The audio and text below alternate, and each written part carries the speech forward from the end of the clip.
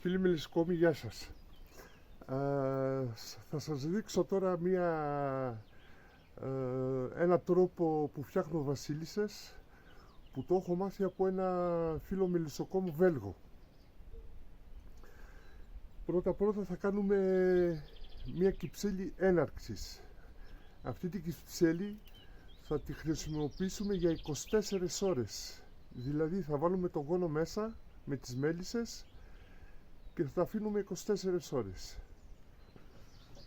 Μετά από 24 ώρες θα πάρουμε το πλαίσιο που γονομοποιήσαμε και θα το βάλουμε σε μια κυψέλη που εκεί θα γίνουν οι βασίλισσες. Λοιπόν, για να κάνουμε την κυψέλη έναρξης χρειαζόμαστε ένα πενταράκι χωρίς πόρτα και από κάτω να έχει μια σίτα. Δηλαδή θα μείνουν κλειστές εδώ μέσα οι μέλισσες για 24 ώρες. Και τι χρειαζόμαστε? Χρειαζόμαστε ένα πλαίσιο με γύρι και μέλι που θα το βάλουμε στην πρώτη θέση. Εδώ. Στην πρώτη θέση. Τη δεύτερη θέση την αφήνουμε ελεύθερη. Στην τρίτη θέση ξαναβάζουμε ένα πλαίσιο με μέλι και γύρι.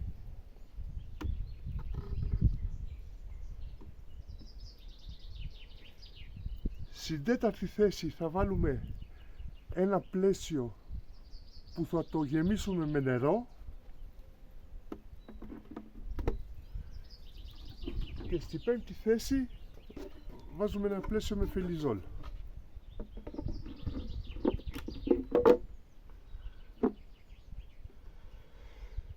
Θα σας δείξω σε λίγο πώς γεμίζουμε το πλαίσιο με νερό. Είναι πάρα πολύ εύκολο. Λοιπόν, μόλις βάλουμε τις μέλισσες μέσα στην κυψέλη, θα το αφήσουμε για περίπου 2 ώρες να ορφανέψει. Μετά από 2 ώρες, αντομεταξύ έχουμε το χρόνο για να εμβολιάσουμε το πλαίσιο.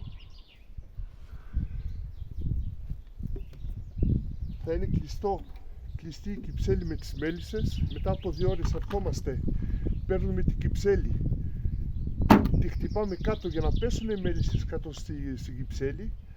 Πρέπει να γίνει πάρα πολύ γρήγορα η κίνηση. Ανοίγουμε την κυψέλη, παίρνουμε το πλαίσιο με το γόνο, το βάζουμε στην κυψέλη μας και το ξανακλείνουμε. Και το αφήνουμε για 24 ώρες. Τώρα θα σας δείξω πώς γεμίζουμε το πλαίσιο με νερό.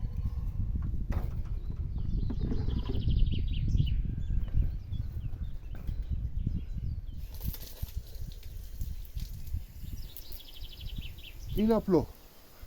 Παίρνουμε το πλαίσιο, το λάστιχο με νερό και το γεμίζουμε. Παίρνει αρκετό νερό.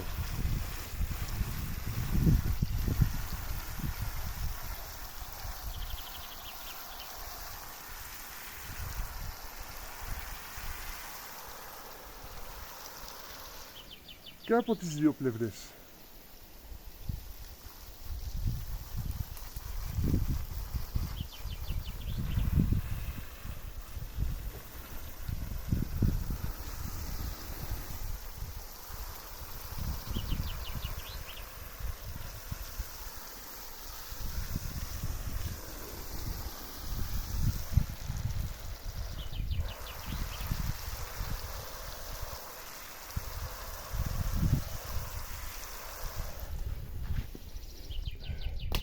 Εδώ, το πλαίσιο είναι έτοιμο.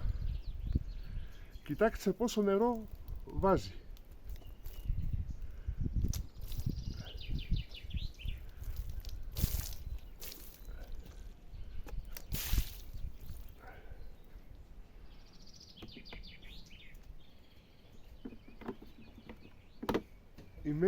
Οι μέλισσες χρειάζονται γύρι, μέλι και νερό για να κάνουν βασιλικό πολτό, για να δώσουν στο πλαίσιο που θα έχουμε εμβολιάσει. Τα επόμενα σε άλλο βίντεο. Ευχαριστώ φίλε.